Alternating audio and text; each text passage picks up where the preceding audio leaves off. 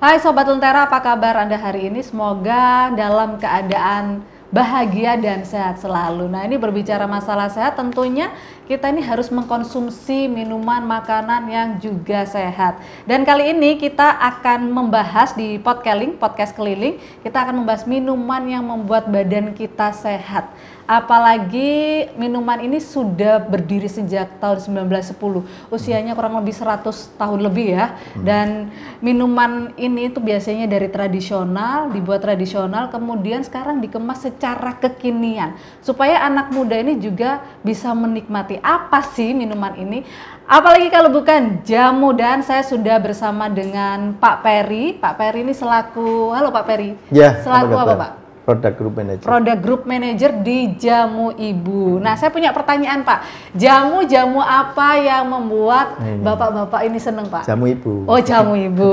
Betul sekali, Jamu Ibu. Jamu apa lagi ya Pak ya? Nah, Pak Peri, kalau kita lihat ini sudah berdiri 100 tahun lebih. Ini mungkin bisa dijelaskan produknya apa saja nih Pak? Ini kalau saya lihat kemasannya udah kekinian ya Pak. Jamu anak sendiri.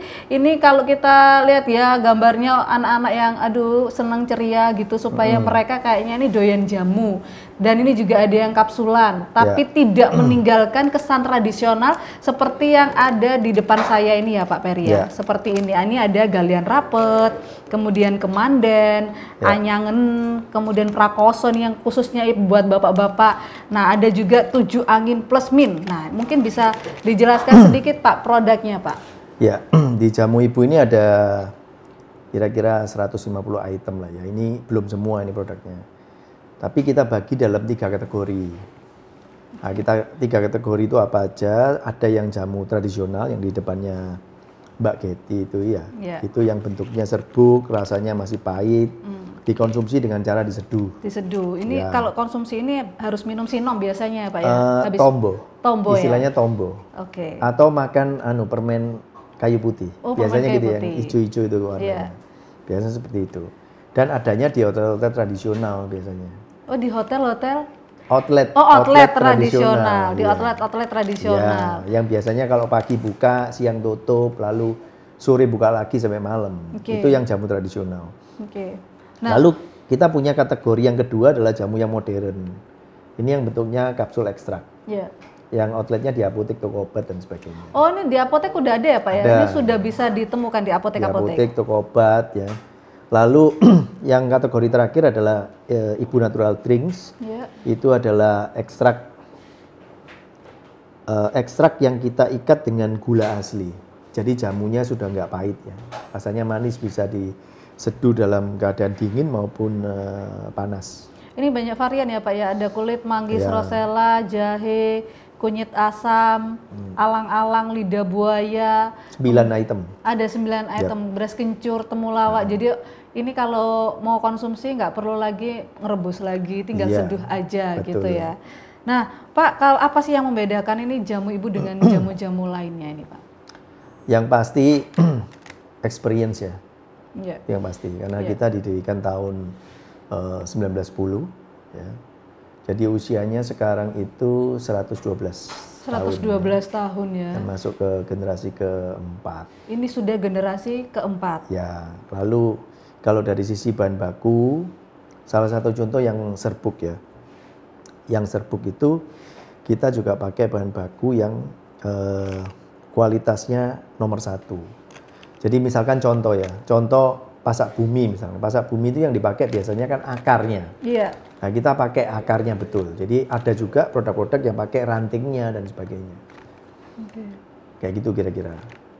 Jadi ini meskipun dia udah ada perubahan modern, tapi tidak meninggalkan kesan tradisionalnya ya Pak ya. Jadi yang produk-produk tradisional tetap ada, yang diseduh, lalu produk yang modern yang bentuknya kapsul ada, yang apotek toko obat, lalu yang ini adanya di supermarket ya.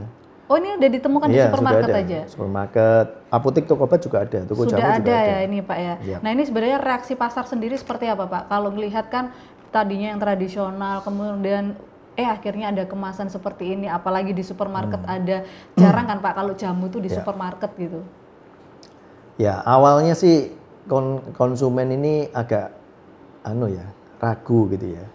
Jadi kita ini berupaya untuk meregenerasi konsumen jamu supaya jamu itu bisa diterima oleh kalangan yang lebih muda. Kalangan zilenial. Ya, zilenial. Kalau beberapa tahun yang lalu mungkin sebutannya milenial. Kalau sekarang sudah generasi Z. Ini sudah generasi Z, sudah masuk generasi zilenial. Ini teman-teman kameramen ini udah generasi zilenial ini, Pak. Zilenial. Kecuali yang pojok sana, Pak.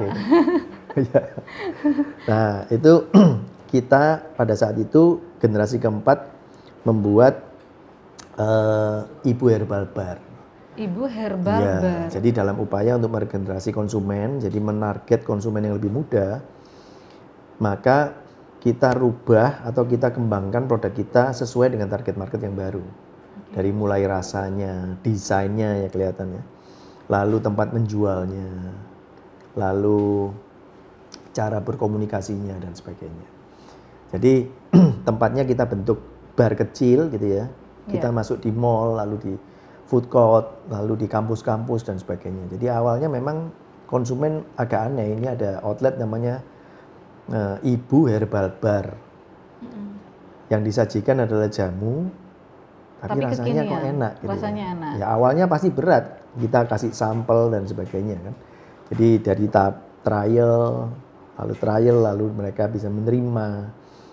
Habis menerima lalu mereka loyal ya, setelah loyal baru sampai ke merekomendasikan ke teman-temannya dan sebagainya. Nah itu caranya gimana dan tanggapan dari mereka khususnya generasi Z itu terhadap jamu ibu ini, jamu kekinian ini gimana Pak? Karena kan tidak semua orang bisa menerima ya kan Pak, anak-anak aja susah minum jamu. Tapi ketika kita kasih tahu bahwa ini ada rasa blackcurrant, ini ada rasa coklat, ini ada rasa jambu, guava, ada yang rasa stroberi. Nah itu mereka akhirnya kayak penasaran, pengen tahu, iya pengen kan? Nyoba akhirnya, oh ini ternyata bisa diminum sama air es, air dingin, nah gitu. Nah, bagaimana dengan generasi Z, generasi zilenial? Saya yakin pasti mereka juga akan penasaran, aduh ini jamu temenan kayak seperti ini kemasan ya Pak ya. Ini jamu ini apa bukan sirupnya, kayak gitu loh Pak.